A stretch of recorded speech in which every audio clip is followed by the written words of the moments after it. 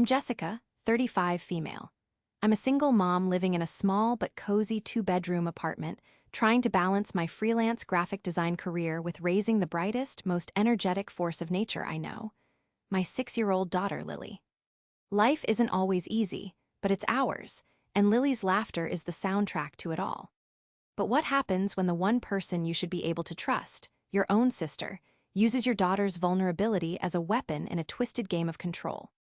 This is the story of how I uncovered a horrifying secret hidden in my sister's perfect home, and how I burned her world to the ground to protect my child. Before this story unfolds, I'd love to connect with you. Please let me know in the comments where you're watching from and what time it is in your corner of the world. It's amazing to see how far these stories can travel.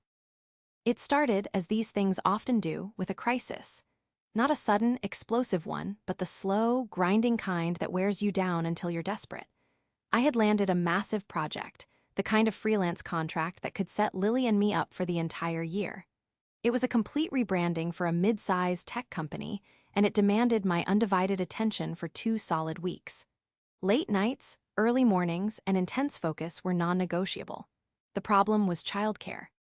My regular sitter had a family emergency and had to fly out of state, and every backup I had was either booked or unavailable. Panic was beginning to set in, a cold knot tightening in my stomach. That's when I thought of Amanda, my older sister. On the surface, Amanda had it all. A beautiful house in the suburbs, a successful husband in finance, Mark, and a popular lifestyle blog where she documented her flawless, aesthetically pleasing existence.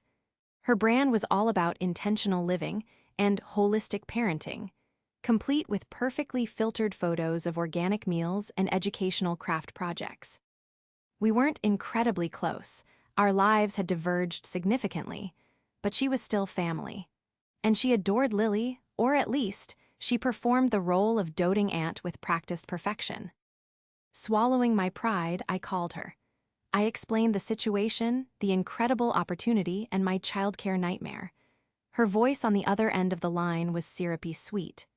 "Oh, Jessie, of course, don't you worry about a thing. Lily can stay with us. It will be like a little vacation for her. We'd love to have her." The relief that washed over me was so immense it almost brought me to tears. I thanked her profusely, promising to pay her for her time, a suggestion she waved away with a light laugh. "Don't be silly. What's family for?" We discussed Lily's needs in detail. I was very clear about her ADHD. "Mandy, you know she can be a handful," I said, my voice earnest. "She's not hyperactive in the stereotypical, bouncing off the walls way. It's more about focus and emotional regulation. She can get overwhelmed in new environments, and sometimes she has big feelings she can't control." I explained her routines, the calming techniques that worked for her, a quiet corner with her favorite blanket, deep dragon breaths, and the importance of predictable schedules. I packed her weighted blanket, her noise-canceling headphones, and her favorite stuffed sloth, Slothy. Amanda listened, or seemed to, making all the right noises. "I understand completely, Jess. Mark and I have been reading all about gentle parenting. We have a very structured home. It will be good for her. We can help her learn to manage those big feelings." There was a subtle condescension in her tone, a hint that my methods were perhaps lacking and that her structured home would be the magic cure. I ignored it. I was desperate. I couldn't afford to be proud. I needed her help, and she was offering it. The Sunday I dropped Lily off, Amanda's house was as pristine as her blog photos. White walls, minimalist furniture, and not a toy out of place. Mark greeted us with a firm handshake and a smile that didn't quite reach his eyes. "Hey, sport," he said to Lily, who was clutching my leg shyly. I knelt down to Lily's level. "Okay, sweet pea," I whispered, stroking her hair. "You're going to have so much fun with Aunt Amanda and Uncle Mark. You be a good girl, and I'll be back to pick you up before you know it. I'll call you every single night before bed, I promise." Lily's lower lip trembled. "But I'll miss you, Mommy." "I'll miss you more than all the stars in the sky," I said, hugging her tight. "But I'm just a phone call away." Amanda swooped in, her smile bright and artificial. "We're going to make cookies and build a giant pillow fort. It's going to be an adventure." She gently pried Lily from my leg. As I walked to my car, I saw my daughter standing in the doorway, a small, uncertain figure in a perfect, sterile house. A pang of guilt and unease shot through me, but I pushed it down. This was for our future. It was just 2 weeks. What could possibly go wrong? The first few days seemed to confirm I had made the right decision. I dove into my project, working 16-hour days fueled by coffee and the promise of a better life for Lily. Every evening at exactly 7:30 p.m. I would call. Amanda would answer, always cheerful. "She's doing wonderfully. We had a great day," she'd report. When I spoke to Lily, her voice was small and quiet. She'd say, "I miss you, Mommy," and yes, I was good. But her answers were short, almost monosyllabic. I chalked it up to her being tired after a long day of playing. On the fourth day, however, something felt off. When I asked Lily what she did that day, there was a long pause before she mumbled, "I sat in the quiet room." "The quiet room?" I asked, confused. "What's that, sweetie, like a reading nook?" Amanda's voice cut in cheerfully on the extension. "Oh, that's just what we call our little meditation space in the basement. When things get a bit too stimulating, we encourage her to take some quiet time to herself. It's helping her learn to self-soothe. It's a wonderful technique." It sounded plausible, almost impressive. A meditation space. It was exactly the kind of thing Amanda would brand for her blog. Still, the phrase "quiet room" echoed in my mind, a strange and dissonant chord in an otherwise perfect melody. I tried to press Lily for more details, but she just said, "I have to go now, Mommy," and the line went dead. I told myself I was being paranoid, my single mom guilt working overtime. Amanda was a bit eccentric with her parenting philosophies, but she wouldn't harm Lily. She was my sister. She loved my daughter. I had to trust her. Clinging to that belief, I went back to my work, forcing the image of Lily's small voice and the strange phrase, "quiet room," out of my mind. It was a choice I would come to regret with every fiber of my being. The favor I had asked for wasn't a favor at all. It was an invitation for a monster to show her true face. The first week crawled by, each day a blur of design mock-ups and client feedback calls. The project was progressing brilliantly, but the unease about Lily was a constant, low-grade hum beneath the surface of my focus. My nightly calls with her became the anchor of my day, but they were also the source of my growing anxiety. Lily's responses remained clipped and evasive. She never volunteered information about her day, and whenever I asked specific questions, Amanda would inevitably jump in to answer for her, painting a rosy picture of finger painting and nature walks. "We had a little trouble with listening today," Amanda said breezily on day 6, "so we spent some extra time in the quiet room working on our focus. She's learning so much about self-control." "What do you mean, trouble with listening?" I asked, my grip tightening on the phone. "Was she okay?" "Oh, she's fine, just a typical 6-year-old testing boundaries. It's completely normal. The important thing is to provide consistent structure. She's thriving, Jessica, really." Her words were meant to be reassuring, but they felt like a deflection. Why wouldn't she let me talk to Lily about it? Every time I tried to steer the conversation back to my daughter, Amanda would expertly redirect, talking about a new organic recipe they tried or a cute thing Lily had supposedly said earlier. It felt less like a conversation and more like a carefully managed press conference. The turning point came at the end of the first week. I had finished a major milestone on my project ahead of schedule and decided to surprise Lily. It was a Friday evening. I figured I could drive over, have dinner with them, tuck her into bed myself, and then drive back home. It would be a late night for me, but seeing her face would be worth it. I didn't call ahead, wanting to see her genuine reaction. I pulled into their immaculate driveway just after 6 p.m. The house was lit up, warm and inviting against the twilight. As I walked up the stone path, I felt a flutter of excitement. I couldn't wait to hug my little girl. I rang the doorbell, but there was no answer. I rang it again, then knocked loudly. I could hear faint sounds from inside, but no one came to the door. Frowning, I remembered Amanda once telling me they often left the back door unlocked when they were in the garden. I made my way around the side of the house. The back door was indeed unlocked. I slipped inside, my heart thumping with a strange mixture of anticipation and trespass. The kitchen was pristine, smelling of lemon cleaner. "Hello," I called out softly. "Mandy, Mark." A silence.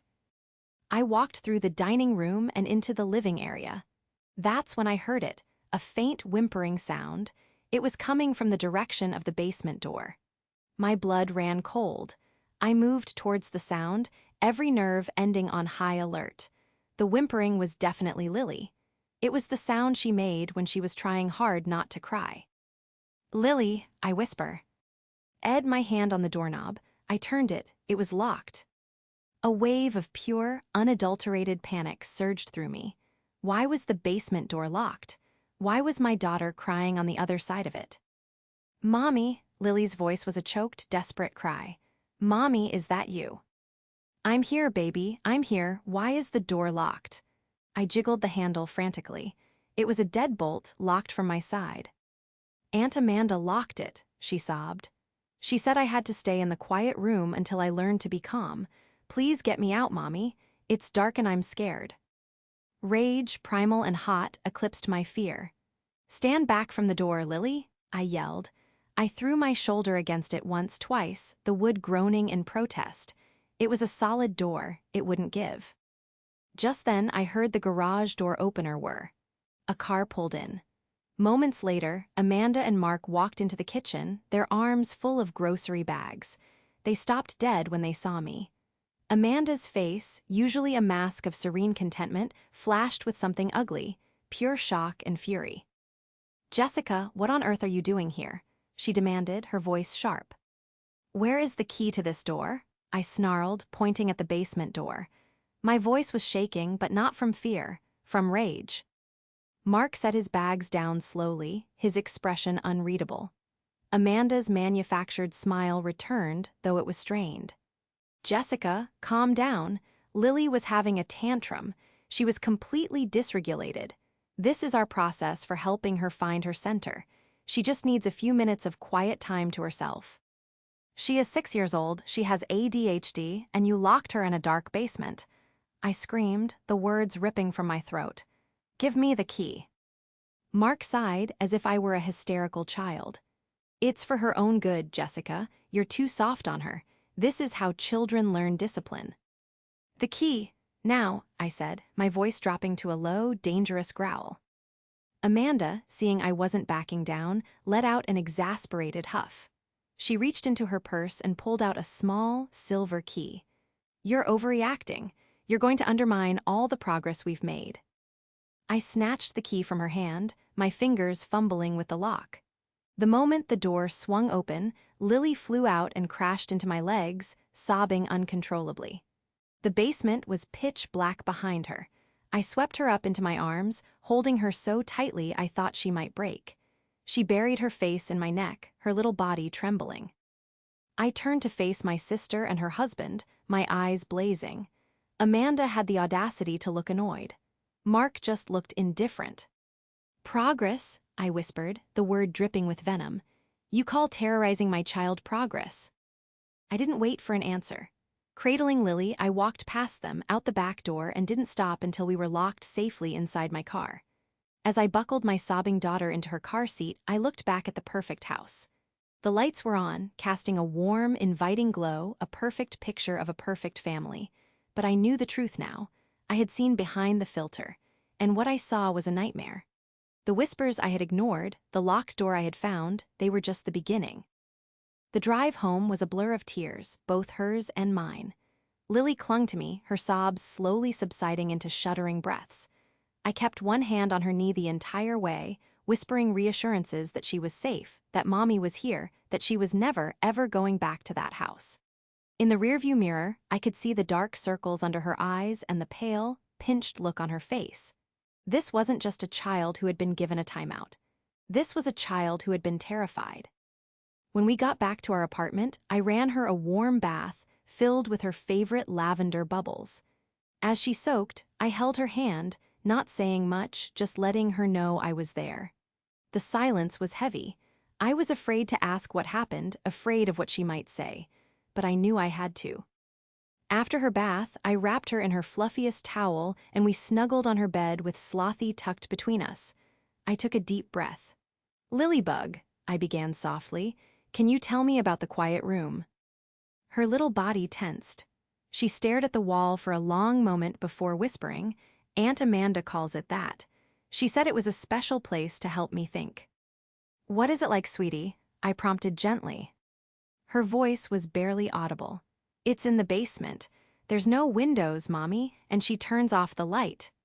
A tear rolled down her cheek and onto the pillow. "She says the dark helps you think better. There's nothing in there, just a little mat on the floor. It's cold." My heart fractured. A small, windowless room, in the dark. How often did you have to go to the quiet room? "Every day," she whispered. "If I dropped my fork, I had to go. If I wiggled too much during story time, I had to go. If I asked too many questions, I had to go. One time I cried for you and she said that." Was a big feeling that needed to be put in the quiet room. The methodical, calculated cruelty of it was staggering. This wasn't discipline, it was psychological torture. Amanda was using Lily's ADHD, her natural energy and inquisitiveness, as a constant excuse to punish her. She was punishing my daughter for being a child. "How long would you have to stay in there?" I asked, my voice thick with emotion. "Until the timer went off," Lily said, her voice trembling. "Sometimes it was a little time. Sometimes a long time. Today was a long time. I spilled my juice and she said I did it on purpose." The pieces clicked into place. The short, quiet phone calls, her evasive answers. Amanda always hovering, ready to speak for her. My sister hadn't been helping my child. She had been breaking her spirit, teaching her that her feelings were wrong, that her very nature was a problem to be locked away in the dark. The rage that had ignited at Amanda's house now solidified into something cold and hard in my chest. Resolve. This was not going to be swept under the rug. This wasn't a family disagreement to be solved with an awkward holiday dinner. This was abuse. I held Lily until she fell into a restless sleep, her small hand clutching my shirt. I watched her for hours, my mind racing. I thought about Amanda's blog, her posts about conscious parenting and creating safe spaces for children to express themselves. The hypocrisy was nauseating. She wasn't just cruel, she was a fraud, building a brand on a foundation of lies while terrorizing a vulnerable child behind closed doors. My phone buzzed. It was a text from Amanda. "I hope you're not blowing this out of proportion. We were only using techniques we've read about. You're being overly emotional." Another text followed a minute later. "Lily needs discipline, Jessica. You've always been too lenient. We were just trying to help." No apology, no remorse, only condescension and blame. She was gaslighting me, trying to paint me as the hysterical, incompetent mother and herself as the calm, rational expert. It was the last straw. I knew I couldn't handle this alone. I needed someone who understood the complexities of child psychology and trauma. My mind immediately went to Sarah. Sarah and I had been college friends, and she was now a respected child psychologist. We hadn't spoken in a few months, but I knew she would understand.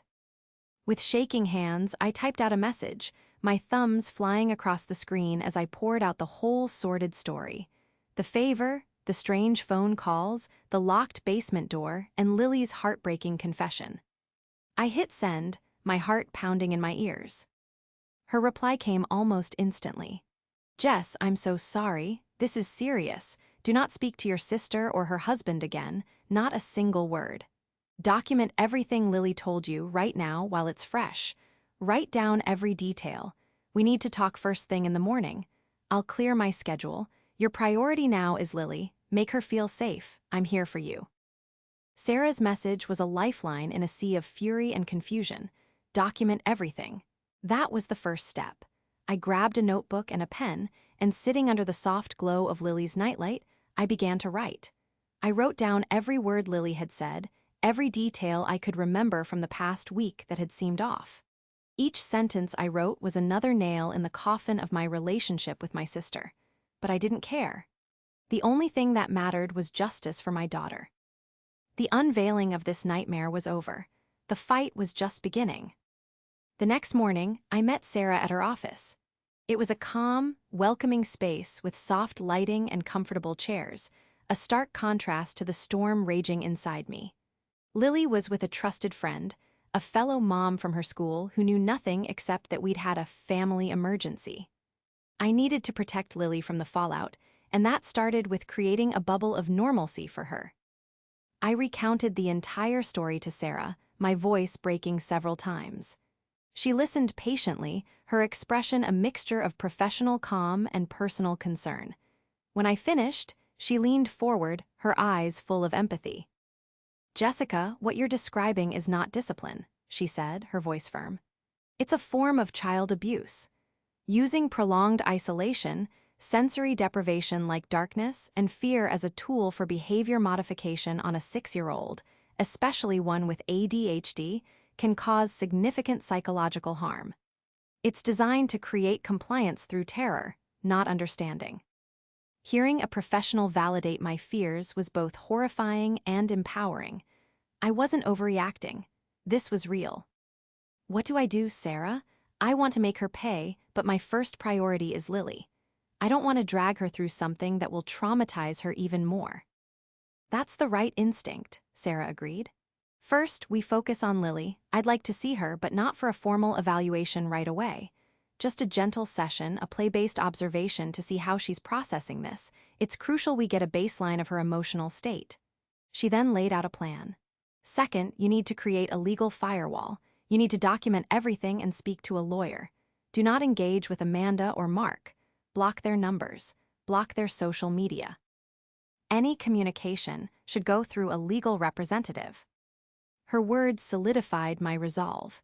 This wasn't just about my personal anger anymore. It was about protecting my child from further harm. That same day, Sarah gave me the name of a highly recommended family law attorney. I made the call and scheduled a consultation. Meanwhile, the assault from my family began. My phone started ringing with calls from my parents and my aunt. Amanda had clearly gotten to them first, spinning her own narrative. "Jessica, your sister is beside herself," my mother said, her voice laced with disappointment. "She said you flew off the handle and took Lily without even talking things through. She was only trying to help provide the structure that Lily needs." "Mom, she locked my 6-year-old daughter in a dark basement," I said, my voice dangerously level. "There is nothing to talk through." "Did she mention that part?" There was a pause. "Well, she said it was a calm-down room and that you're misinterpreting it because you're stressed from your work project." The web of manipulation was infuriating. Amanda was using my career ambition, the very reason I'd needed her help, as a tool to discredit me. She was painting me as a stressed, tyrannical mother who couldn't see the logic in her superior parenting methods. The pressure campaign escalated. Mark sent me a formal, condescending email, written as if he were a corporate executive addressing a disgruntled employee. It was filled with buzzwords like behavioral frameworks, emotional de-escalation protocols, and structured boundaries. He accused me of being emotionally reactive and damaging our family dynamic. The email ended with a veiled threat. "We trust you will see reason, and we can all move forward from this unfortunate misunderstanding." We would hate for this to become a larger issue. It was a classic abuser's tactic: deny, minimize, and shift blame. But they underestimated me. They saw me as the artsy, lenient, single mom sister. They didn't see the steel that years of raising a child on my own had forged in my spine. I followed Sarah's advice to the letter. I blocked Amanda, Mark, and any relatives who were acting as their mouthpieces. I saved every text, every email, every voicemail. I wrote down detailed notes of my mother's call. Every piece of communication was another brick in the wall I was building against them. The most damning evidence, however, came from an unexpected source. Amanda, in her infinite arrogance, had documented her own cruelty. While scrolling through her social media to block her, I froze. There, on her perfectly curated blog, was a post from 3 days prior titled, "The Power of the Pause, Creating Intentional Space for Big Emotions." The post was a flowery, sanctimonious essay about how modern parents are afraid to set boundaries. She wrote about her innovative concept of a quiet contemplation room, a space free from distractions where a child could recenter their energy. She didn't include pictures of the room, of course, but she described its purpose in chilling detail. By removing external stimuli, she wrote, we empower our children to look inward and develop the tools of self-soothing. It's not a punishment, it's a gift of mindfulness. She was monetizing her abuse.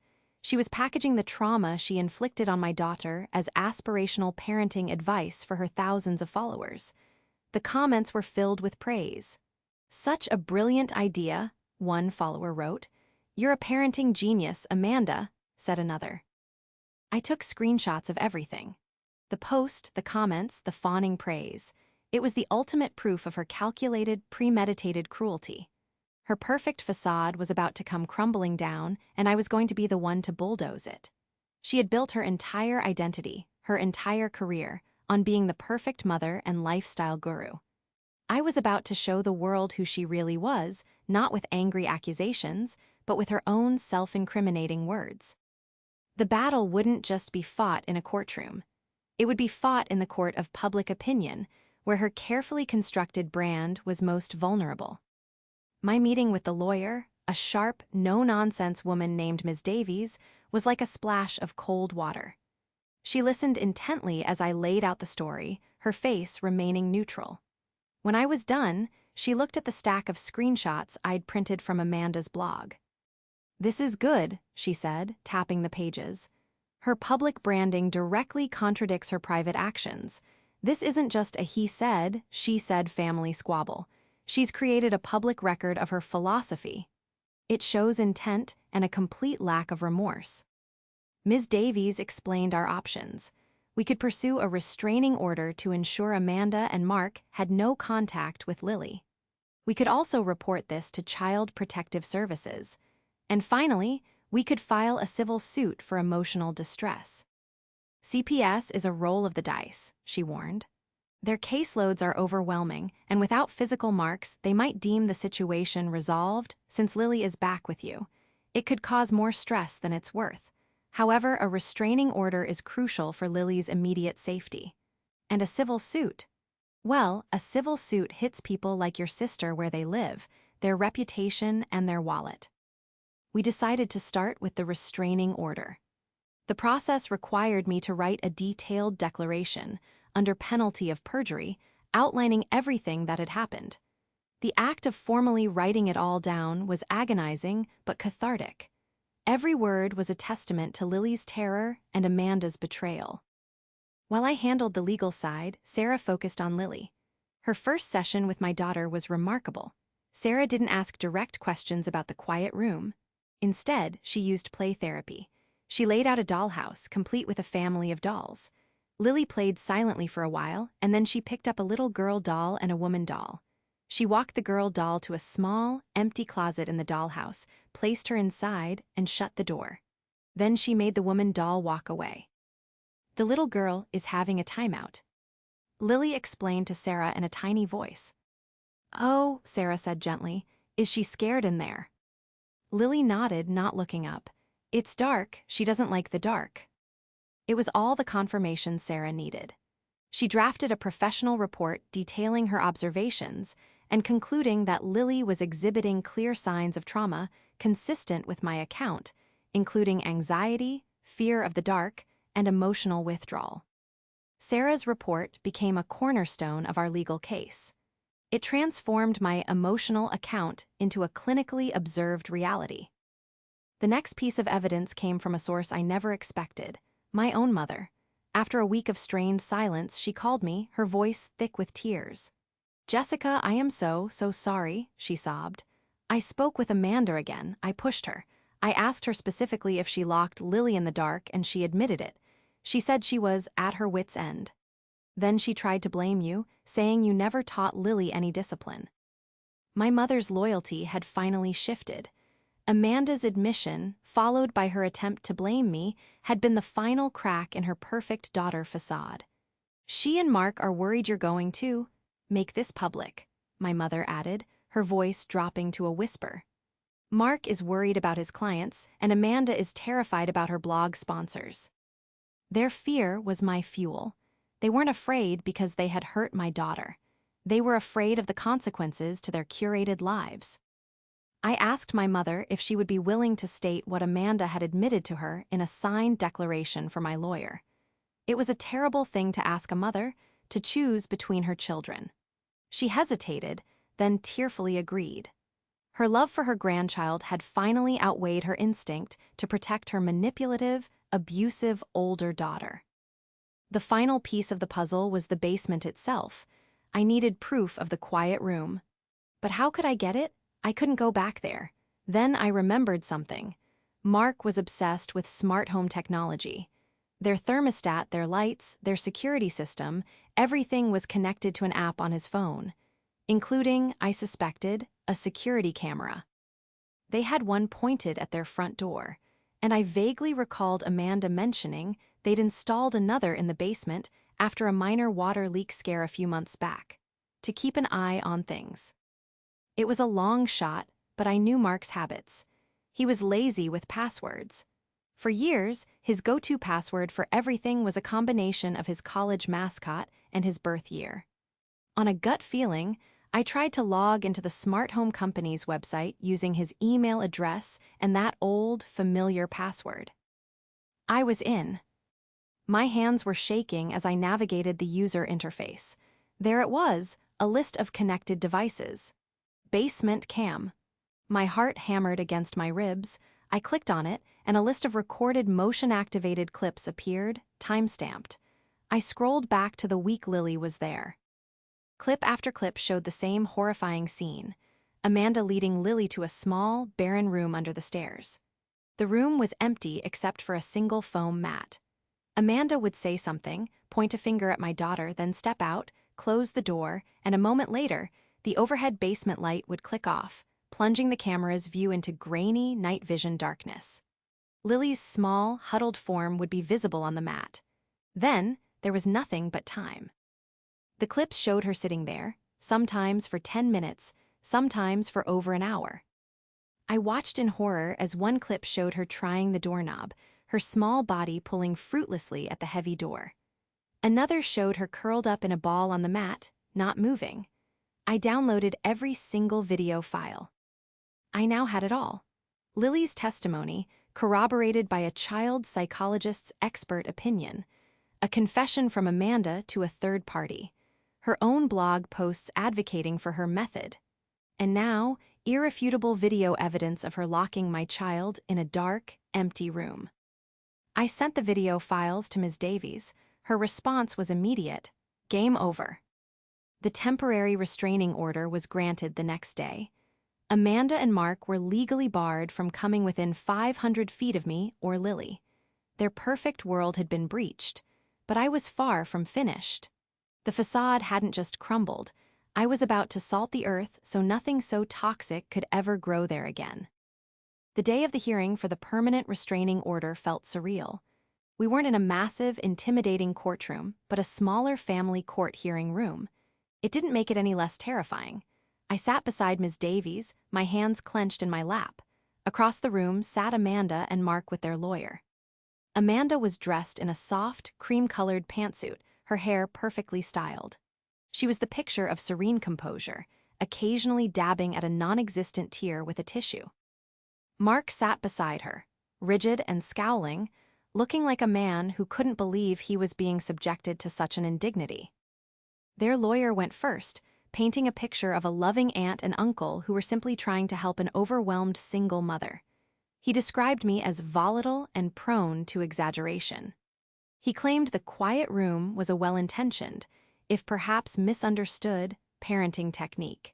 He presented printouts of parenting articles that discussed the benefits of timeouts and quiet spaces. My clients were providing a structured environment for a child with behavioral challenges. He argued smoothly. This is a tragic family misunderstanding that has been blown completely out of proportion by a mother who felt her own parenting was being criticized. Amanda took the stand, her voice soft and trembling. She spoke of her love for Lily, how she only wanted what was best for her. "I would never, ever hurt my niece," she said, looking at the judge with wide, tearful eyes. The room, it was never locked for long. Just a few minutes for her to calm down. It was never dark. The basement light was always on. Jessica is twisting everything. It was a masterful performance. For a moment, a sliver of doubt pierced my anger. She was so convincing. But then I looked at Ms. Davies, who gave me a subtle, confident nod. When it was our turn, Ms. Davies was methodical. She called me to the stand, and I recounted my story, my voice shaking but steady. I described the phone calls, finding the locked door, and Lily's terrified state. Their lawyer cross-examined me, his questions dripping with insinuation. "Isn't it true you were under immense stress from a work project, Ms. Miller? Isn't it possible you overreacted?" "My work has nothing to do with my sister locking my child in a room," I replied firmly. "A room she claims wasn't dark or locked for long periods," he countered. "That is not what my daughter told me," I said, holding his gaze. The turning point came when Ms. Davies presented her evidence. First, she submitted Sarah's detailed report. The clinical language, the professional diagnosis of trauma, it cut through the family misunderstanding narrative. Next, she submitted my mother's signed declaration, confirming Amanda had admitted to her that she'd locked Lily in the room because she was at her wit's end. Amanda's face paled as she realized her own mother had provided evidence against her. Then, Ms. Davies turned to Amanda's blog. She projected the post about the quiet contemplation room onto a screen for the judge to see. "Ms. Harris," Ms. Davies began, "you wrote here that removing external stimuli is a gift of mindfulness. Would you consider darkness to be a removal of external stimuli?" Amanda stammered, "Well, yes, in a theoretical sense."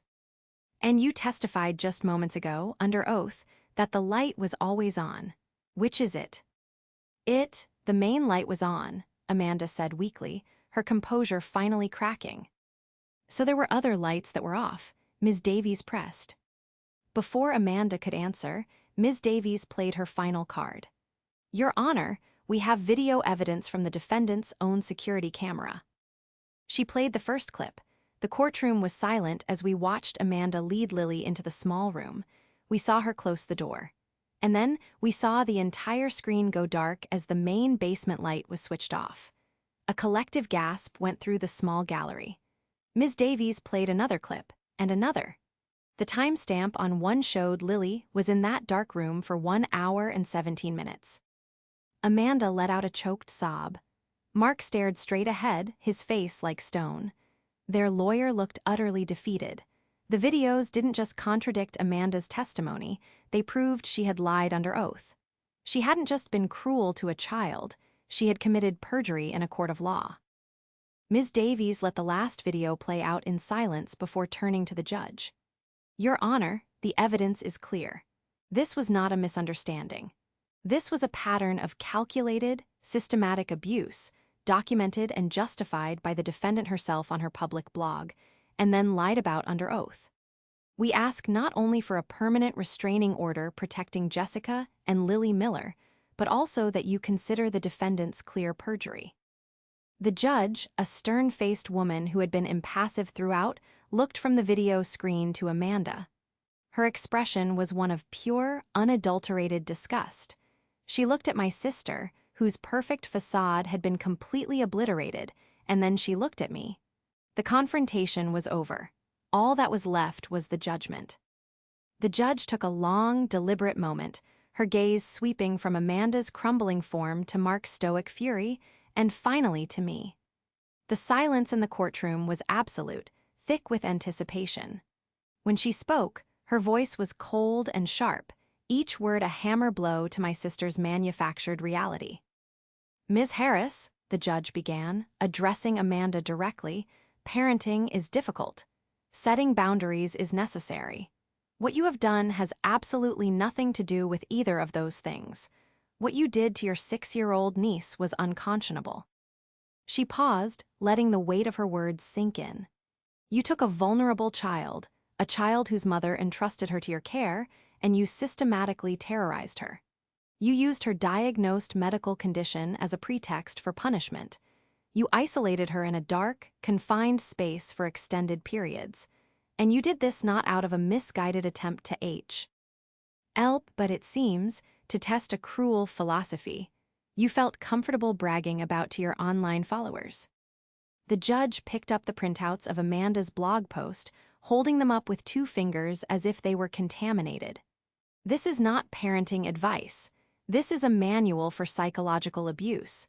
To then come into this courtroom and lie, under oath, about the most basic facts of your conduct. Frankly, I find it abhorrent. She turned her attention to Mark. And you, Mr. Harris, you were complicit. You enabled this behavior, and by your own admission, you believed it was appropriate. Your complete lack of judgment is appalling. The verdict was swift and decisive. She granted a 5-year permanent restraining order, the maximum length allowed, prohibiting Amanda and Mark from having any contact with me or Lily. She ordered them to pay for all of Lily's therapy sessions for the next 2 years. But she didn't stop there. Furthermore, the judge continued, her eyes fixed on Amanda, I am referring this case to the district attorney's office for a potential charge of perjury. Lying under oath is a serious offense, and this court will not tolerate it. Amanda let out a sound somewhere between a gasp and a wail. Mark finally broke his stoic mask, his face contorting in a flash of rage before he got it back under control. They had walked in here expecting to manage a family issue, and were walking out with a restraining order and a criminal referral. The fallout was immediate and catastrophic for them. News of the court hearing, especially the perjury referral, was public record. I didn't have to say a word. An anonymous tip, likely from someone in the courtroom, was sent to a local journalist who covered online influencers. The story broke a week later.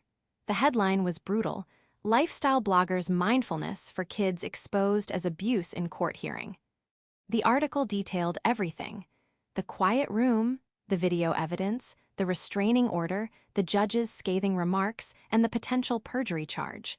It included screenshots of Amanda's now-deleted blog post. Her world imploded. Her sponsors, the organic snack companies, the eco-friendly clothing brands, the curated toy subscription boxes, dropped her en masse. Her comment sections, once filled with fawning praise, became a raging inferno of disgust and condemnation. Her community turned on her with a vengeance. She lost her blog, her income, and her reputation in the space of 48 hours.